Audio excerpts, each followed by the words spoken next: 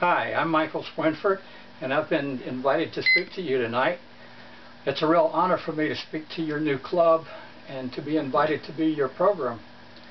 I'm sure you will enjoy being a member of Rotary. Most of you have never been in Rotary before, and you'll come to find out that it's the best service organization in the world, as I have. I've been asked to speak to you about the Rotary Foundation. First, though, let me give you a little background history of Rotary itself so that you can see how the foundation fits into Rotary. The mission of the Rotary Foundation is to enable Rotarians to advance world understanding through goodwill and peace, through the improvement of health, the support of education, and the alleviation of poverty. The foundation is a not-for-profit organization supported solely by voluntary contributions from Rotarians and Friends of Rotarians and some organizations. Rotary was the world's first service organization, founded in 1905 in Chicago in the U.S.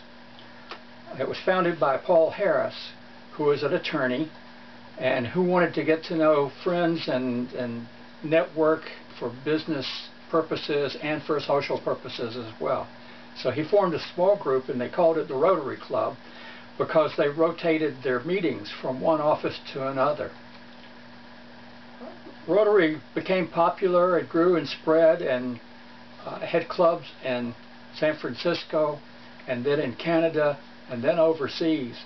And by 1921, there were Rotary clubs in 6 continents. Now we have Rotary clubs on all 7 continents, so we really are international and worldwide. By 1925, Rotary had grown to more than 2,000 clubs and a little more than 100,000 members, so you can see how popular it was and how quickly it grew. In 1932, Rotary President Herb Taylor created the 4-way test, which is an ethics test that we ask ourselves about things that we think and do. Is it the truth? Is it fair to all concerned? Will it build goodwill and better friendships?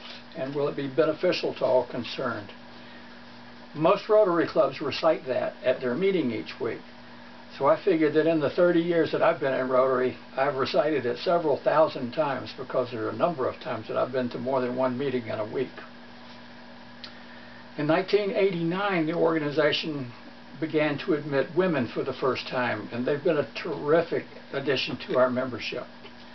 Today, there are 1.2 million Rotarians in 32,000 clubs in over 200 countries and territories all around the world. Back to the foundation now. In 1917, Rotary President Arch Klumpf, how's that for a name? Arch Klumpf, proposed that an endowment fund be set up for the purpose of doing good in the world. And that's what the foundation is.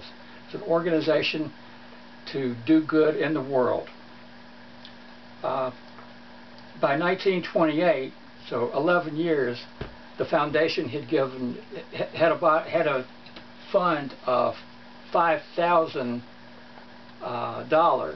so not a whole lot at that point. But the contributions really picked up in 1947 when Paul Harris died, and there was a Paul Harris Memorial Fund set up within the foundation. From there, it has really taken off. By the end of the century, 2000, more than $1 billion had been contributed to the foundation, and almost 270 million was donated in 1909 and 1910 alone. 2009 and 2010 alone. To date, more than 1 million individuals have been recognized as Paul Harris Fellows. Paul Harris Fellows are people who have had $1,000 contributed in their name to the foundation. Such strong support and Rotary involvement worldwide ensures the secure funding of the Rotary Foundation forever. There are a number of ways that you can contribute to make good things happen throughout the world. And if I were to tell you all of them and all the programs that the foundation does, it would take the rest of the week.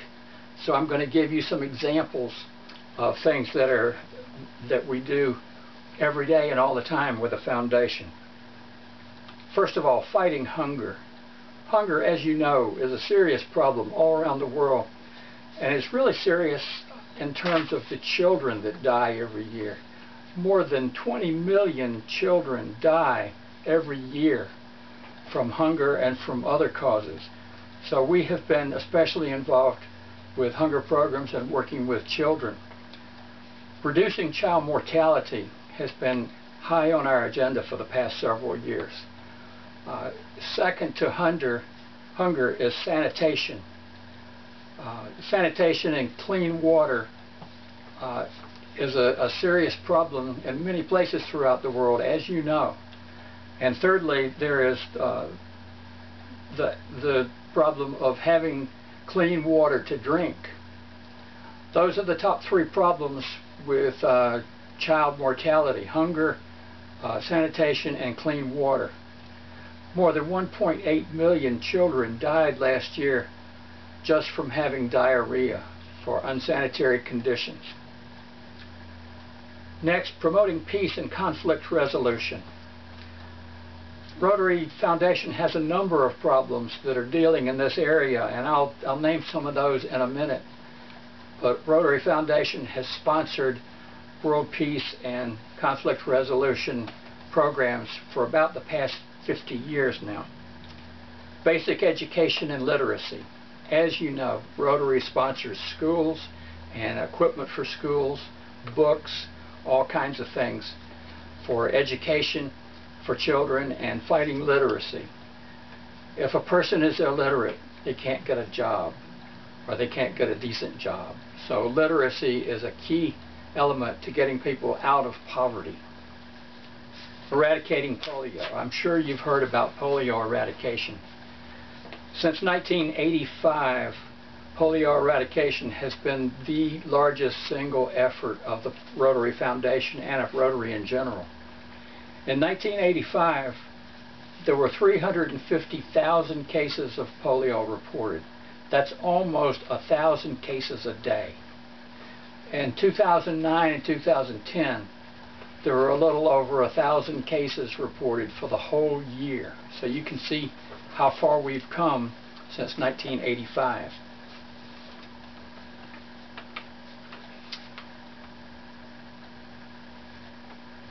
If you don't know, polio is a crippling and potentially fatal disease.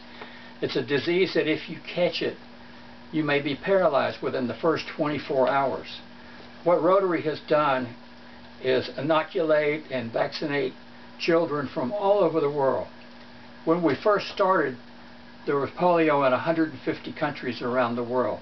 Now we're down to the last 4 countries. You may know that India is one of the 4, along with Afghanistan, Pakistan, and Nigeria.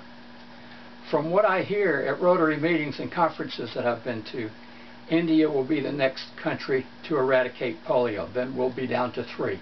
So we're almost there, but not quite. And the last 3 countries are really tough. So we're working on that all the time. Let me tell you a little bit about funding. You may have heard of the polio challenge, the $200,000 challenge that Bill Gates has issued to Rotary through the Bill and Melinda Gates Foundation. Bill Gates has contributed $200 million toward a matching program for Rotarians. We Rotarians have to come up with $200 million to get his $200 million. Actually, Gates has given us $355 million, so he's done a lot more than that already. And most people don't know it, but he's already given the $200 million. So he has really given $555 million to Rotary. Most of that has gone to purchasing and delivering vaccines all around the world. So that's been a tremendous help, and it's come a long way. That program started in 2009, and we're supposed to meet our goal by 2012. Right now, we already have $178 million. So just a little bit more and we'll be there to our $200 million goal. I'm sure we'll make it. I've got a lot of facts and figures for you, and frankly it's a little bit boring, so it's in my speech that you have a copy of. I'll tell you some of the things. The polio eradication, Polio Plus program has already collected more than $1 billion. That money has gone toward mostly buying vaccines. For 60 cents we can vaccinate a child forever. But if we drop the ball now, if we don't finish, polio will spread like it used to be, back to other countries all around the world. Health, Hunger, and Humanity grants, that's where hunger and clean water and sanitation go, have accounted for $88 million in the past 30 years. Matching grants, there are large matching grants to the tune of $200,000 and above, and then there are many small matching grants that your club can apply for, where your club along with another club and possibly a third or fourth club in different countries work together, pool their resources, and then the Rotary Foundation will match the amount that they raise. Most of the funds that we raise are through personal donations and fundraising programs that the individual clubs have. There are Rotary Peace Fellowships where scholars are selected to go to college to a graduate program in a Rotary Peace Center. We have 6 peace centers around the world, and every year we send 60 scholars to the program. Those scholars stay for 2 years and come out with what amounts to a master's degree program in peace and conflict resolution. Then we have the ambassadorial scholarships, where more than 500 college students are selected each year competitively to go to another college at another country and study for a year. Those grants are $25,000 each, so that's a lot of money right there. We also have grants for university teachers to go to another country and teach in that country. My favorite program is the Group Study Exchange, where we send a Rotarian team leader and 4 or sometimes 5 young professionals between the age of 25 and 35 who go to another country, learn about the country and the people and the culture, and learn about how their own job is done in that country, come back with new ideas.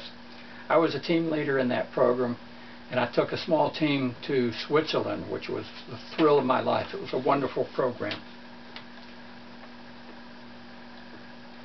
There are different ways to contribute to the foundation. As I mentioned before, when $1,000 or more is contributed in your name to the foundation, you become a Paul Harris Fellow. But there's a lower level of that. You can become a Paul Harris Sustaining Member by giving $100 a year. If you think about that, that's $100 sounds like a lot, but it's not really a lot of money. It works out to less than $2 a week.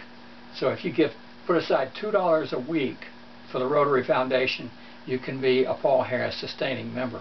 Many clubs are 100% Paul Harris Sustaining Members. I hope you will choose to do that too.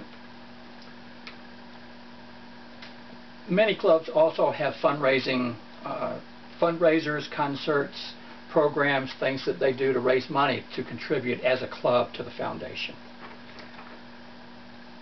I want to thank you for inviting me to come to the club as your speaker today. New clubs are always so exciting. I have helped out in chartering 2 new clubs myself. If you look at the text of my talk, which is on your webpage, you'll see a lot more facts and figures and a lot more information there. I wish you the best as you work and grow and add Rotarians and learn about Rotary. I think you'll find it to be, as I said, the best organization in the world. Best of luck and blessings to you and all your future work.